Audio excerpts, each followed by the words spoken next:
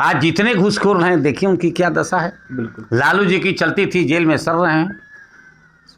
आप देखिए बाबू प्रभुनाथ सिंह का क्या हाल है।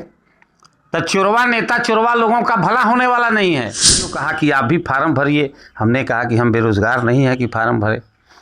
क्या रोजगार था आपको? रोजगार था कि समाज सेवा। समाज सेवा रोजगार है। हाँ ये है। तो हम कहा हम बेकार, हमको नौकरी मिलता, हम नहीं करते, हम नौकरी छोड़ के न रहे समाज सेवा में। यादव के राज में जितने पढ़े लिखे यादव थे सब शराब का भट्टी गाँव गाँव में खोल दिए। एमएलए उसकी रक्षा करता था। कुछ बेकार नौजवान था जो हैंडसम पर्सनालिटी का था, वो क्रिमिनल हो गया। एक दिन नेता को जिता दो और बाकी 5 साल कमाते खाते रहो। तो फॉरवर्ड लोग कहते थे कि फॉरवर्ड का विरोधी है, अब बैकवर्ड कहते थे कि तिवारी है, तो भी फॉरवर्ड है। क्या बात, समझे कि नहीं। ये कहते थे कि मेरे अंगने में तुम्हारा क्या काम है, और उधर वाले भी कहते थे कि मेरे अंगने लेकिन में हमको हम वोट मांगने जाते थे, हमको जब 19,000 वोट आया। इतना टाइट आवाज है, मैंने मोटका अनाज का दिन है। मोटका अनाज देखिए हमारे पास दिक्कत क्या है, हमारा खाना दूसरी जगह से बन के आता है। अच्छा हाँ, आप शादी काहे नहीं किए? सेवा के लिए नहीं किए। हाई स्कूल पास किए, उसके बाद निकल गए तो निकल गए, घूमते हैं तो घूमते हैं। IPS का संगठन है, कारखाना में काम करने वाले मजदूरों का संगठन है, पुलिस का संगठन है। तो नौजवान लोग क्यों नहीं अपना संगठन बनाते हैं और अपने सवाल पर क्यों नहीं झुकाते हैं। आप देखते होंगे, आप पत्रकार हैं, जब भी चुनाव होता है किसान मजदूर भाई सब लोग नारा लगाते हैं, भाजपा के हों, कांग्रेस के हों, लेफ्ट के हों, राइट के हों। लेकिन जब चुनाव बीत जाता है तो किसान की सुधि कोई लेने आता है। नमस्कार, ग्राउंड जीरो से मैं मनीष ऋषि और संघर्ष की अधूरी दास्तां में आज नए मेहमान के रूप में आप कैमरा स्क्रीन पर जिन्हें देख रहे हैं, परिचय के लिए नाम हरिकिशोर तिवारी हुआ और सिवान जिले के गोरियाकोठी प्रखंड के सैदपुरा गांव के निवासी हैं और गोरियाकोठी विधानसभा क्षेत्र से 3 बार विधानसभा का चुनाव लड़े हैं। CPI के बिहार प्रदेश स्तर के नेता रहे हैं। हम तमाम इनके बारे में जानकारियां आप सभी के साथ साझा करेंगे। सबसे पहले चैनल में स्वागत है आपका। चलिए सर, इसके लिए धन्यवाद।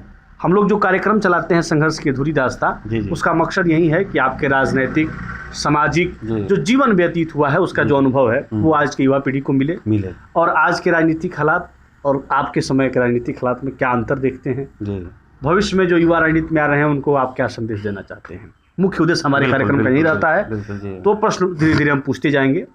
सबसे पहला प्रश्न ये है कि आपकी शैक्षणिक योग्यता कितनी रही? हम मैट्रिक पास हैं सर। जी, मैट्रिक से आगे भी शिक्षा नहीं।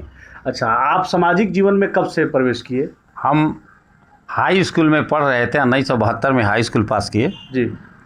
उसी दरमियान से हम स्कूल के छात्र संगठन है AISF, राजनीति में भी राजनीति में आ गए। AISF छात्र संघ, हाँ, अखिल भारतीय छात्र संघ जी, उससे जुड़ गए और उससे जुड़ गए तो पढ़े विद्यार्थियों को संगठित किया और पढ़ाई छोड़े तो किसान मजदूर नौजवान को किए जी। हम 2 बार बेरोजगारों को काम दो या बेरोजगारी भत्ता दो के लिए जेल गए, भागलपुर सेंट्रल जेल। अच्छा। एक बार गए मुजफ्फरपुर सेंट्रल जेल। क्या उम्र रहा होगा आपका जब पहली बार आप जेल गए? उस समय हमारा उम्र होगा करीब 20 से नीचे, लगभग 20। और हम लोग गए, लड़े, नतीजा हुआ कि बेरोजगारी भत्ते का कानून बन गया, बेकार नौजवानों को पैसा मिलने लगा। हमारा BDO कहा कि आप भी फार्म भरिए, हमने कहा कि हम बेरोजगार नहीं है कि फार्म भरे। क्या रोजगार था आपको? रोजगार था कि समाज सेवा। समाज सेवा रोजगार है। हाँ ये है। तो हम कहा हम बेकार, हमको नौकरी मिलता, हम नहीं करते, हम नौकरी छोड़ के न रहे समाज सेवा में जी। उस समय रामाश्रय कुंवर BDO थे, वो कहे कि आप भरिए, आपका हम कर देंगे। हम कहीं नहीं, हम अपने को बेकार नहीं मानते हैं, हम काम में हैं, इसलिए समाज सेवा में हैं, यानी काम में हैं। वाह, क्या बात है जी। तो नहीं लिए। चुनाव कब लड़े आप? पहला चुनाव कौन था? 1984 में। असल में यहाँ गठबंधन की सरकार थी जी। लालू यादव की पार्टी से CPI को मोर्चा था, तो कभी सीट मिल गया तो लड़िए, कभी नहीं मिला तो अकेले लड़िए। नहीं तो लड़ो और मत लड़ो। आज चुनाव मुखी हम थे नहीं। चुनाव के लिए थोड़ा जात पात करना पड़ेगा, चुनाव के लिए क्षेत्रवाद करना पड़ेगा, भाषावाद करना पड़ेगा। और हम कम्युनिस्ट थे, मार्क्सिस्ट आइडियोलॉजी से लैस रहे, तो हमने कहा कि नहीं, वोट की राजनीति नहीं, समाज सुधार की राजनीति होनी चाहिए। गरीब गुरबा की आवाज़ को बुलंदी से उठाना चाहिए, लड़ना चाहिए। तो हम तो बाकी को कहते थे कि हमको टिकट मत दो यार, हम उसमें नहीं हैं, कम्युनिस्ट पार्टी में भी जो ज़्यादा एमएलए एमपी बनने के लिए हैं उनको दो। हमको इसी में आनंद है, चटाई पर बैठेंगे, गरीब गुरबा को संगठित करेंगे, उनकी समस्या को नोट करेंगे, उस सवाल पर सत्ता से जनप्रतिनिधियों से आवाज़ उठाएंगे। लेकिन पार्टी ने हम लोगों को दरखास्त नहीं देना पड़ता है, ऐसे टिकट आ गया कि आप लड़िए। अगर हम नहीं नॉमिनेशन करते तो दिक्कत हो जाती, पार्टी से निकाल दिए जाते। क्या क्या उम्र क्या था आपका जब पहली बार चुनाव लड़े आप? पहली बार चुनाव हम लड़े तो हमको लगता है 40 की उम्र में आप 1984 में चुनाव लड़े। जी। उस समय हम साइकिल से घूमते थे, गोरिया कोठी ब्लॉक को हम संगठित करते थे, इस ब्लॉक के हम नेता थे। और जब हम लड़े तो साइकिल से हम घूम करके चुनाव का प्रचार किए। लोग कहे कि नहीं गाड़ी किया जाए, तो ये गाड़ी हुआ, कुछ मोटरसाइकिल वाले हुए। हम जाते थे गांव में तो हमको रास्ता भूला जाता था, साइकिल का आवाज़, रास्ता से घूमे थे, 4 चक्का का रास्ता, तेजी में घबरा जाता था, फिर लौट के आना पड़ता था। हाँ। तो हमारी मंशा समाज को सुधारने की है, जो व्यवस्था है उसमें मूल चूक परिवर्तन करने की थी। नौजवानों को काम मिले, किसानों को खेती का दाम मिले, बेरोजगार, मान लीजिए कि पढ़ लिख करके आपके देश में लोग बेकार हैं, बिल्कुल MBBS डॉक्टर बेकार हैं, इंजीनियर बेकार हैं, टेक्नीशियन बीमार हैं, PhD होल्डर बेकार हैं, कॉलेज में टीचर नहीं है, अस्पताल में डॉक्टर नहीं है, रोड बनाने वाला इंजीनियर नहीं है। आपके देश में तो IAS IPS की कमी है और बहाली नहीं, अब बहाली नहीं हो रही है, और रोड पर लोग घूम रहे हैं, सब जगह खाली है, लेकिन इसके बाद भी नहीं बहाली है, फिर भी नहीं बहाली है सर, सब जगह खाली है। तो इसलिए सेवा का भावना हमने लिया। हमसे तो लोग उस समय विधायक कौन बने? देखिए 84 में, हाँ बताते हैं। 84 में हमको देखिए 3 बार हम लड़े, तो कभी नरदेव भगत जीते, कभी मोहन सिंह जीते, कृष्णकांत बाबू भी लड़ते थे। तो हमको तो फॉरवर्ड लोग कहते थे कि फॉरवर्ड का विरोधी है, अब बैकवर्ड कहते थे कि तिवारी है, तो भी फॉरवर्ड है। क्या बात, समझे कि नहीं? ये कहते थे कि मेरे अंगने में तुम्हारा क्या काम है, और उधर वाले भी कहते थे कि मेरे अंगने लेकिन में हमको हम वोट मांगने जाते थे। हमको जब 19,000 वोट आया जी, तो हमने मंच से कहा कि भाई हमको केवल 1 वोट देना, नापाक वोट हमको नहीं चाहिए। नापाक वोट का मतलब कि एक आदमी 2 वोट देगा, तो एक उसका वोट है, एक लूट का वोट है। तो हमारे राज्य सेक्रेटरी थे जलालुद्दीन अंसारी, वो कहे कि तिवारी जी आप इसको कहने से आपको क्या फ़ायदा हुआ? हम कहे कि कम्युनिस्ट पार्टी समाज सुधारने वाली पार्टी है, तो हम लूटने की बात क्यों करें? और आपको किसी तरह से MLA चाहिए तो किसी लूटने वाले को दे दीजिए, हम उसमें शामिल नहीं होंगे। हमको अपना ईमान और धर्म दोनों बचाना है। हम ईमान नहीं है तो धर्म नहीं है, या धर्म नहीं है तो कुछ नहीं है, कुछ नहीं। इसलिए हम पॉलिटिक्स भी किए। तो लगातार 3 चुनाव लड़े क्या? ना कभी लड़े, फिर कभी दूसरे राजद को हो गया, फिर कभी क्योंकि सीटिंग गिटिंग में होता है ना, जो जीत गया उसका पहले दावा बनेगा। तो आप कोई चुनाव जीते कि नहीं? अभी हम पैक्स अध्यक्ष हैं अभी। वो त्रिस्तरीय पंचायत में चुनाव लड़े क्या आप? ना वर्तमान में पैक्स अध्यक्ष है आप। ये पैक्स अध्यक्ष का पहला आपका है? अरे हम तो नहीं लड़ रहे थे, 6 साल जो है सुपर सीड था, कुछ यहाँ हुआ नहीं। सिवान जिले का सबसे अंतिम पावदान पर था पैक्स। तो हमको लोग बड़ा निहोरा किए, क्योंकि भारत सरकार की योजना है कि जलवायु अनुकूल खेती के लिए हमारा गांव चयनित है, और यहाँ सैकड़ों एकड़ का बीज फ्री आता है। कृषि विज्ञान केंद्र भगवानपुर के वैज्ञानिक लोग आते हैं, 0 टिलेज से खेती होता है। अच्छा। अभी मूंग का खेती हो रहा है, भारत सरकार की ट्रैक्टर आके लगी हुई है जी। और लोगों को है कि भाई सैदपुरा में होगा तो बाहर के लोग देखने के लिए आएंगे। तिवारी जी कृषि विभाग से जुड़े हैं। जब पॉलिटिक्स से हम इनएक्टिव हो गए, विचार तो वही है, तो हम किसानों पर काम करना शुरू किए, और किसानों पर काम करना शुरू किए तो राष्ट्रीय कृषि और ग्रामीण विकास बैंक नाबार्ड है, हम उसके लाइन पार्टनर हैं। हम थोड़ा सा कलाम साहब की योजना थी, माइनर थी, छोटा बीमा, गरीबों का बीमा, उसका फ्रेंचाइजी मिल गया, उस पर काम किए। उसके बाद से कृषि विभाग आत्मा से जुड़ गए। अभी हम जब्बलपुर गए थे, जलवायु अनुकूल खेती में बिहार से 28 आदमी गए थे, जिसमें एक मैं भी था, कि कैसे जलवायु के अनुकूल खेती होगी। कभी सुखाड़ हो गया, कभी दहाड़ हो गया। अभी मोदी जी का फोकस है, पूरी दुनिया का फोकस है कि भाई मोटा अनाज की खेती बढ़ाइए।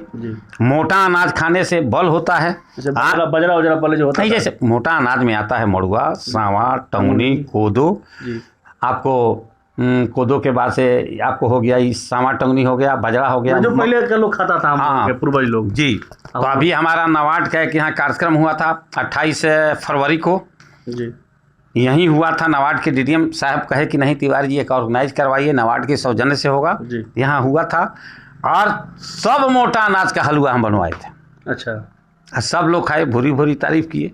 आज डॉक्टर लोग कहते हैं कि मोटा अनाज अगर आप खाएंगे तो आपको गैस की समस्या नहीं होगी, आपको प्रेशर की समस्या नहीं होगी, आपको शुगर की समस्या नहीं होगी, बहुत रोग का इलाज है। आपका उम्र कितना हुआ? हमारा उम्र तो लगभग 70 में इतना टाइट आवाज़ है, ये मैंने मोटका अनाज का दिन है। मोटका अनाज देखिए हमारे पास दिक्कत क्या है, हमारा खाना दूसरी जगह से बन के आता है। अच्छा, हाँ, आप शादी काहे नहीं किए? सेवा के लिए नहीं किए, हाई स्कूल पास किए, उसके बाद निकल गए तो निकल गए, घूमते हैं तो घूमते हैं। माँ चिल्लाते चिल्लाते मर गई, पिताजी बोलते बोलते मर गए। पहले तो उन लोगों ने कहा कि आप कुछ कमाइए, हमने कहा कि नहीं नहीं, सेवा का भावना ले लिया तो ले लिया। तो एक बार पिताजी कहे कि तब एक काम कीजिए, घर छोड़िए, हम कहे कि जाइए, छोड़ दिया, निकल गए तो निकल गए। हाँ। मुस्तफ़ाबाद ऑफिस था, घर आते भी नहीं थे। 15-20 साल सीवान रहे, जिला सेक्रेटरी रहे, वहाँ अपना पार्टी का ऑफिस था, उसी में रहते थे, जिला भर घूमते ये थे। पैतृक घर है ना आपका? जी जी जी। यहाँ स्कूल चलता है, कौन चलाता है स्कूल? स्कूल के लिए मास्टर लोगों को रखे, हमको कहाँ फुर्सत है, हम गाइड करते हैं। हमारा है कि संस्कार के साथ शिक्षा दीजिए। जो स्वामी विवेकानंद का मोटो है, संस्कार नहीं है तो आदमी पशु तुल्य है। पशु तुल्य, सही बात। तो हमारे स्कूल में एक खैनी नशा वाला मास्टर नहीं है। अच्छा, झूठ बोलने वाले को भी हम कहते हैं कि भाई झूठ मत बोलो, संस्कार में ये भी आता है। बिल्कुल। बैकवर्ड फॉरवर्ड मत करो, हिंदू मुसलमान मत करो, क्या ख्याल है? जी बिल्कुल। तो इसलिए खोले हैं, 10 लड़का हमारा निकलेगा जी, तो एक पॉजिटिव होगा। अच्छा, एक आखिरी सवाल रहेगा हमारा जी, कि आज के समय में युवा पीढ़ी बड़ी संख्या में राजनीति में सक्रिय हो रही है, डिजिटल युग है। पहले के राजनीति में अभी के राजनीति में बड़ा अंतर हुआ है। जी जी। तो संक्षेप में आप ज़रा सा ये बताएंगे कि आखिर आज के युवाओं को हरिकिशोर तिवारी जी अपने अनुभव के आधार पर क्या संदेश देना चाहते हैं? देखिए, आज का जो युवा है वो भटका हुआ युवा है। नौकरी उसको चाहिए, लेकिन नौकरी के लिए वो संघर्ष नहीं करेगा, नहीं। अपने जात के एमएलए एमपी का दुमछल्ला बनेगा। और नेता क्या करेगा? अब लालू यादव के राज में जितने पढ़े लिखे यादव थे, सब शराब का भट्टी गांव गांव में खोल दिए। एमएलए उसकी रक्षा करता था। कुछ बेकार नौजवान था जो हैंडसम पर्सनालिटी का था, वो क्रिमिनल हो गया। एक दिन नेता को जिता दो और बाकी 5 साल कमाते खाते रहो। तो हमारी सोच है, बेरोजगार हर जात के लोग हैं। बिल्कुल। तो बेरोजगारी से लड़ना है तो तमाम युवा को, हर जात के युवा को, हर जात के, हर धर्म के लोगों को संगठित होना पड़ेगा। अब IAS IPS का संगठन है, कारखाना में काम करने वाले मजदूरों का संगठन है, पुलिस का संगठन है। तो नौजवान लोग क्यों नहीं अपना संगठन बनाते हैं और अपने सवाल पर क्यों नहीं झुकाते हैं? आप देखते होंगे, आप पत्रकार हैं, जब भी चुनाव होता है, किसान मजदूर भाइयों सब लोग नारा लगाते हैं, भाजपा के हों, कांग्रेस के हों, लेफ्ट के हों, राइट के हों। लेकिन जब चुनाव बीत जाता है तो किसान की सुधि कोई लेने आता है? नहीं। तो वोट के बेरा किसान भाइयों और वोट के बाद किसान लतियाइयो। सही बात। आपने देखा अभी किसान की समस्या क्या है? एक हमारे यहाँ का आया था ब्रांच मैनेजर लोगों से KCC का पैसा वसूलने। हमने कहा कि मैनेजर साहब, आपके यहाँ आपको खेत तो होगा, आपके यहाँ खेती होता है कि नहीं? साहु महाजन से मुक्ति के लिए सरकार ने कहा कि हम बैंकों से कर्जा देंगे। बैंक से कर्जा मिला, आपका कर्जा आपको चाहिए, लेकिन किसान का मेहनता कौन देगा? जब नीलगाय खा के बर्बाद कर दी, मौसम की वजह से फसल बर्बाद हो गया, बेमौसम बरसात ने, वही कभी सूखा हो, अब एक गांव में कभी सुखाड़ हो जाता है और कहीं नदी के पानी से फसल बर्बाद हो जाता है। कहीं अभाव है, कहीं प्रभाव है, और 13,000 करोड़ रुपया लेके लोग भाग जाते हैं, सरकार कुछ नहीं करती है। अब 25-50 हजार जिसका कर्जा है उसके लिए बैंक वाले दौड़ते हैं, नोटिस पे नोटिस डाल, नोटिस पर नोटिस। हमने कहा कि चहटवा देंगे। पहले वो किसान जिसका फसल बर्बाद हो गया, सरकार का पैसा है, अगर हम उससे कमा करके आपका पैसा नहीं देते हैं तो हम दोषी हैं, गलत है। तो लेकिन हम खुद लुट गए हैं, अब बताइए, जब खेती का टाइम आएगा, बाजार से यूरिया गायब हो जाएगा, डाई गायब हो जाएगा, बढ़िया बीज नहीं आएगा। तो आज सबसे बड़ी समस्या है कि गांव का विकास होगा तब देश का विकास होगा। जात से विकास नहीं होगा, जमात से विकास होगा। गौरव से कहो हम भारतीय हैं, और गौरव से कहो भारतीय हैं तो हिंदू भी हैं, मुसलमान भी हैं, अगड़ा भी हैं, पिछड़ा भी हैं। और ये सोच जब होगी तो नेता लोग बेकार नौजवानों का पैर चूमेंगे। बिल्कुल। 700 किसान लड़ा, किसान आंदोलन हुआ, 700 किसान मारे गए, और मोदी जी को वापस लेना पड़ा फैसला, बिना मारे वापस लिए होते तो किसानों का रहबर बन के रहते। आज तो किसान के हत्यारा के रूप में मोदी जी को लोग याद कर रहे वही हैं। हाल है, क्या बरसा जब कृषि सुखानी। जी। तो यही हाल है सर, किसान हो या मजदूर हो। नेता जो है शिकारी आएगा, जाल बिछाएगा, दाना डालेगा, लोभ से फंसना नहीं, हम लोग टप टप फंस जाते हैं। तो कहाँ से विकास होगा, कहाँ से रोजगार मिलेगा? युवाओं को अपने हक अधिकार के लिए खड़ा होना होगा और नेताओं के झूठे चोचलों से बचना होगा, बिना भेदभाव का बिना संगठित होना होगा।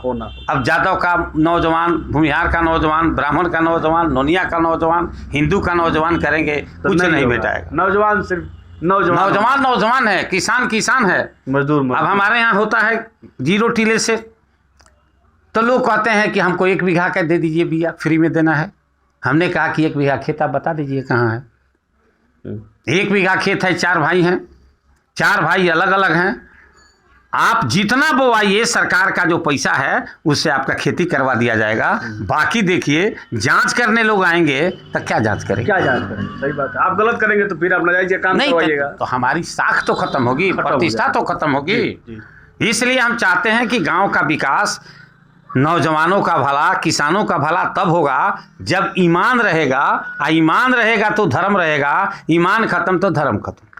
आज जितने घूसखोर हैं देखिए उनकी क्या दशा है। बिल्कुल। लालू जी की चलती थी, जेल में सड़ रहे हैं। आप देखिए बाबू प्रभुनाथ सिंह का क्या हाल है।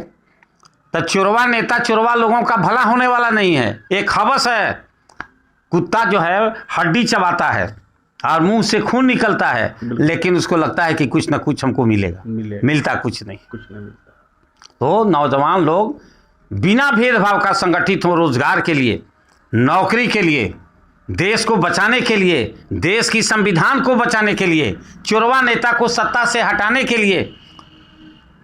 देश पर कौन राज करेगा? जो गांव के विकास का, खेती बाड़ी का, किसानों का भला करेगा वही राज करेगा। किसान 80% है, 20% शहर है, 80% गांव है। लेकिन हम लोगों को जात पात के नाम पर, बैकवर्ड फॉरवर्ड के नाम पर तोड़ दिया जा रहा है और हम लोग भटक जाते हैं। बिल्कुल बिल्कुल। बहुत बहुत धन्यवाद समय देने के लिए। संघर्ष की अधूरी दास्तां में नए आज के मेहमान के रूप में हरिकिशोर तिवारी जी थे। फिर किसी नए मेहमान के साथ हम आपके बीच मुखातिब हो गए। आप देखते रहें ग्राउंड जीरो। मैं हूं मनीष ऋषि। धन्यवाद।